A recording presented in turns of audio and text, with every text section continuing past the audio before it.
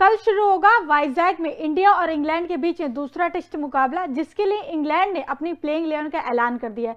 हम देख रहे हैं कि पहले मुकाबले के लिए भी इंग्लैंड ने एक दिन पहले ही अपनी प्लेइंग 11 का ऐलान किया था और आज भी एक दिन पहले ही इंग्लैंड ने अपनी प्लेइंग 11 का ऐलान कर दिया और दो बड़े बदलाव आपको होते हुए दिखेंगे। बिल्कुल श्वेता, जिस तरीके से एक दिन पहले हर बार ये प्लेइंग 11 ऐलान कर देते हैं, इससे दिखता है कि इंग्लैंड के अंदर कितना कॉन्फिडेंस है। पहले ही अपना प्लेइंग 11 जारी कर दिया और इस बार दो बड़े बदलाव कर दिए और इस बदलाव की सबको उम्मीद भी थी। सबसे बड़ा बदलाव ये था कि जैक लीच जो कि अनफिट थे, चोटिल हो गए थे, वो नहीं खेल रहे हैं, वो रूल्ड आउट हो गए थे दूसरे मुकाबले में जो कि वाइजैक में होगा। तो उनकी जगह कौन लेगा, इस पे बहुत बड़ा सवाल था।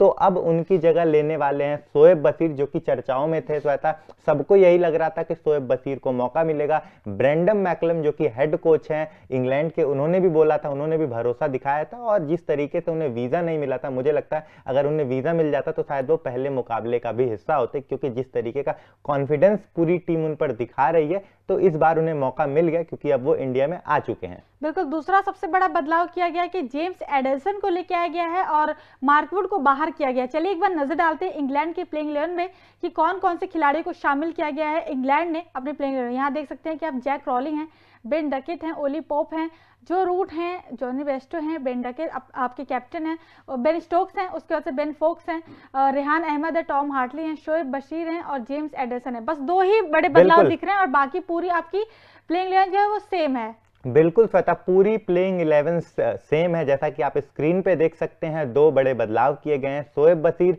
जो कि जैक लीच के जगह खेल रहे हैं, वो तो क्लियर था। ये भी सवाल उठ रहा था कि शायद इनके शोएब बशीर के जगह लॉरेंस खेलें, लेकिन ये क्लियर हो गया कि अब शोएब बशीर ही लीच की जगह लेंगे, वो उनकी जगह गेंदबाजी करेंगे। और दूसरा बदलाव मार्क वुड नहीं खेल रहे हैं दूसरे मुकाबले में, उनके जगह जेम्स एंडरसन खेलेंगे। और पहले भी ये सवाल था कि आखिर पहले मुकाबले में जेम्स एंडरसन को मौका क्यों नहीं मिला। जेम्स एंडरसन बहुत ही बड़े दिग्गज हैं, बहुत अच्छा परफॉर्मेंस करते आए हैं, बहुत ज्यादा एक्सपीरियंस रखते हैं, उसके बावजूद उनके जगह मार्क वुड को खिलाया गया। इसलिए खिलाया गया था कि वो बल्लेबाजी में डेप्थ देंगे, गेंदबाजी के साथ वो अच्छी गेंदबाजी भी करेंगे, बल्लेबाजी में भी डेप्थ डालेंगे। लेकिन दोनों ही करने में नाकामयाब रहे, ना तो गेंदबाजी से कुछ खास कर पाए, ना तो बल्लेबाजी से। इसलिए देर आए दुरुस्त आए, एक अच्छा निर्णय लिया गया इंग्लैंड की टीम की तरफ से।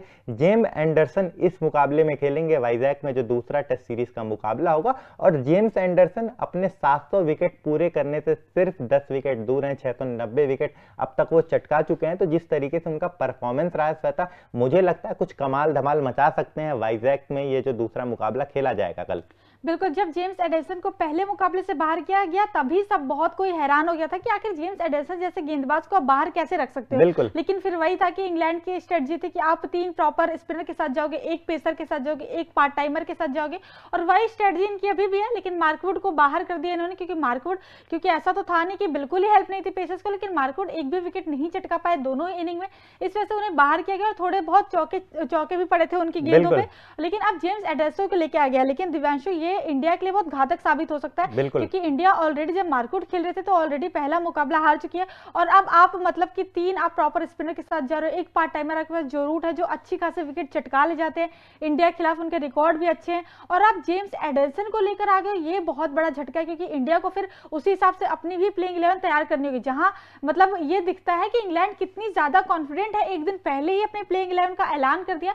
वहां इंडिया में अभी कंफर्मेशन ही नहीं है कि किस पोजीशन पे कौन बल्लेबाज खेलता हुआ नजर आएगा। बिल्कुल, भारत में तो कंफ्यूजन ही नहीं खत्म हो रहा है कौन खिलाड़ी खेलेगा, कौन बाहर जाएगा। वहीं इतने कॉन्फिडेंस के साथ इस बार फिर एक दिन पहले ही प्लेइंग 11 का इंग्लैंड ने ऐलान कर दिया। और जहां सवाल उठ रहा था पहले कि आप 4 स्पिनर्स के साथ जा रहे हैं, एक पेसर्स के साथ जा रहे हैं, बहुत लोग आलोचना कर रहे थे और वो आलोचनाओं को गलत साबित किया। इंग्लैंड ने पहला मुकाबला जीता और फिर सेम रणनीति के साथ दूसरा मुकाबला भी खेल रहे हैं। फिर वही 4 स्पिनर, जिसमें कि 3 प्रॉपर हैं, एक ऑलराउंडर है जो कि स्पिन गेंदबाजी करते हैं जो रूट, और एक बड़ा बदलाव मार्क वुड को हटा के जेम्स एंडरसन, यानी कि इस बार फिर सिर्फ एक पेसर्स के साथ इंग्लैंड की टीम जा रही है। और ये जो पेसर है ये बहुत ज्यादा घातक साबित हो सकता है भारतीय टीम के लिए, क्योंकि इनके पास जो भारतीय पिचेस का एक्सपीरियंस है बहुत ज्यादा मैचेस ये खेल चुके हैं, तो एक्सपीरियंस बहुत भरपूर है, बहुत ज्यादा इनके पास तकनीक है, विकेट कभी भी निकाल सकते हैं, इकोनॉमी इनकी खराब नहीं जाती है, अच्छी गेंदबाजी करते हैं। मुझे लगता है कि जिस तरीके से बुमराह भारतीय टीम के लिए रोल अदा करते हैं, टाइम टू टाइम विकेट निकालते हैं, इकोनॉमी भी नहीं खराब होता है उनको कभी भी ओवर करा लीजिए।